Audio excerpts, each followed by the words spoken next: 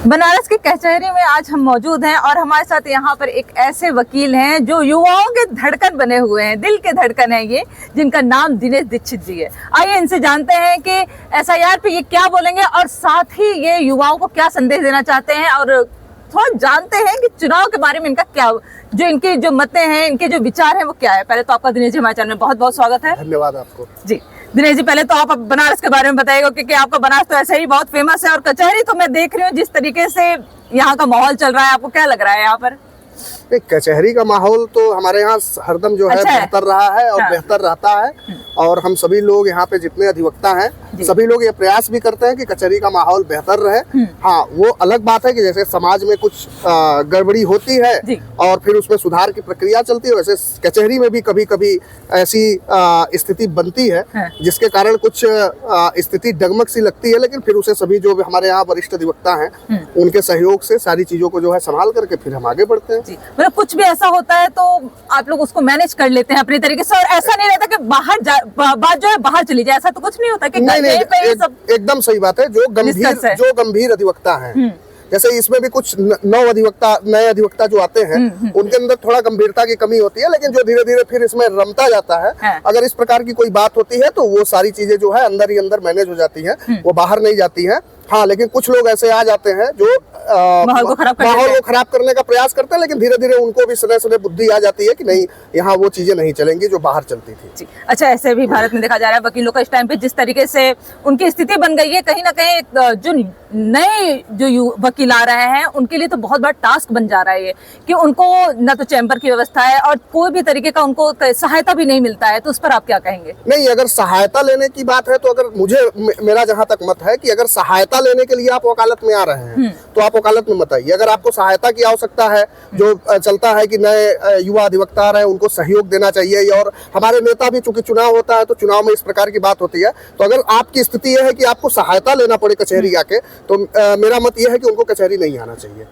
अगर आपके अंदर त्याग की भावना है, समर्पण की भावना है, गुरु के प्रति निष्ठा है कि जा करके हमको जो है समर्पित भाव से काम करना है, काम सीखना है, काम सीख करके काम ला करके और फिर उससे जो हम कर सके वो करना है, तो आपको कचहरी आना चाहिए। सहायता लेने की स्थिति हो तो कचहरी नहीं आना चाहिए। एसआईआर पे क्या कहेंगे आप?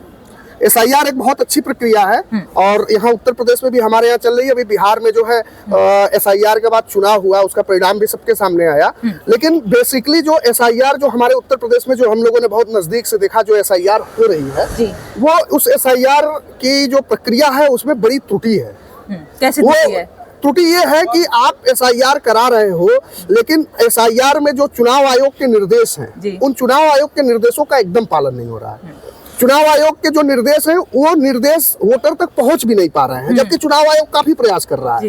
लेकिन यहाँ के जो बीएलओस नियुक्त हुए हैं उनके द्वारा जो है, चूंकि वो 3 साल 4 साल उनको तो कुछ करना नहीं है, उनको बस क्या करना है, उनको आंगनबाड़ी, आशा, तमाम जो है ये जो इन्हीं लोगों को किया गया है। अब स्वच्छता कर्मियों को यहाँ बनारस में लगा दिया। अब स्वच्छता कर्मी क्या एसआईआर करेंगे, क्या एसआईआर में मदद करेंगे, पता नहीं कैसे ये लोग क्या कर रहे हैं। तो इनकी कोई व्यवस्था उस हिसाब से डेवलप नहीं है। हर जगह कमी है, कहाँ नहीं कमी है। एसआईआर में चुनाव आयोग का ये नियम है कि बीएलओ घर घर जाएंगे, सत्यापन करेंगे कि इस घर में यह व्यक्ति रहता है कि नहीं रहता है, और है तो उसको फार्म उपलब्ध कराएंगे, फार्म 2 प्रतियों में उपलब्ध कराएंगे। लेकिन कहीं भी बीएलओ घर घर नहीं जा रहे हैं, बहुत कम जगह जा पा रहे हैं, और जो फार्म है वो 2 प्रतियों में उपलब्ध कराया जाना एकदम समझिए कि एकदम शून्यता के बराबर है।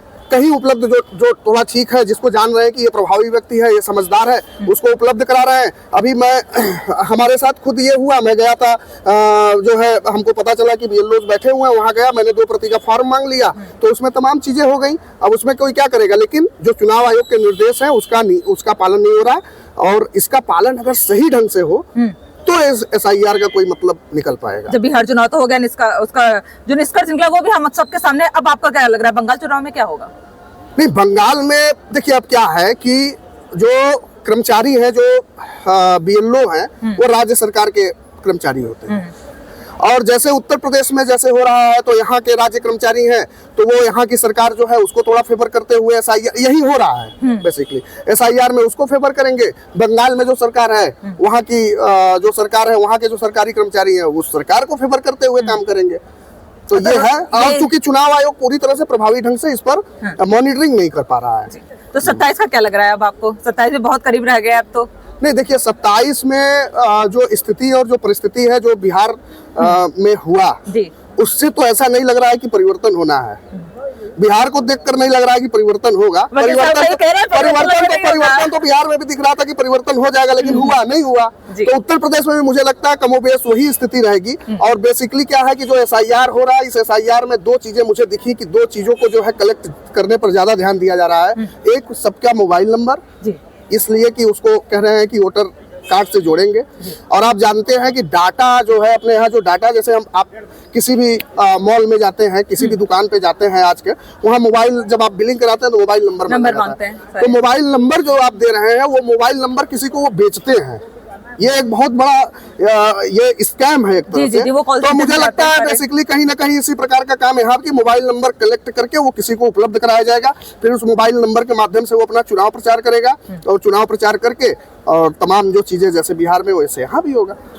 तो अपने कुछ युवाओं को कहेंगे, क्योंकि अब तो काफी यहाँ पर वकीलों में ज्यादातर आपका नाम सुनने को मिल रहा है, तो अपने कुछ जो नए इस टाइम पे वकील आ रहे हैं उनके लिए कुछ संदेश आपका? नहीं, मैं जो नए टाइप के वकील, जो नए वकील आ रहे हैं, जो नए हमारे युवा आ रहे हैं, उनके लिए मैं यही कहना चाहूंगा कि जो वकालत का पेशा है ये एक राजशाही पेशा है, उसकी गरिमा को बना करके उनको चलना चाहिए और यह जानना चाहिए कि एक वकील की मर्यादा क्या होती है और उसी प्रकार का व्यवहार करना चाहिए। आप समाज में रहिए, कहीं खड़े रहिए, जहां भी अधिकारों का हनन होता दिखे, जहां गलती होती दिखे, जहां जो राज्य सरकार के नियम है, कानून है, उनकी अवहेलना होता दिखे, जहां राज्य सरकार कुछ थोप रही हो जो गलत हो, आपको प्रतीत होता है, जो संविधान में जो उल्लेख है उसके विपरीत आपको महसूस होता है, उस पर आप आवाज उठाएं, लेकिन वो आवाज बहुत ही संयमित ढंग से, बहुत ही लोकतांत्रिक ढंग से, और यदि आवश्यकता पड़े तो जहां पर ये लगे कि नहीं आपको दबाने का प्रयास हो रहा है, वहां बेहतर ढंग से मुखर होने की भी आवश्यकता है।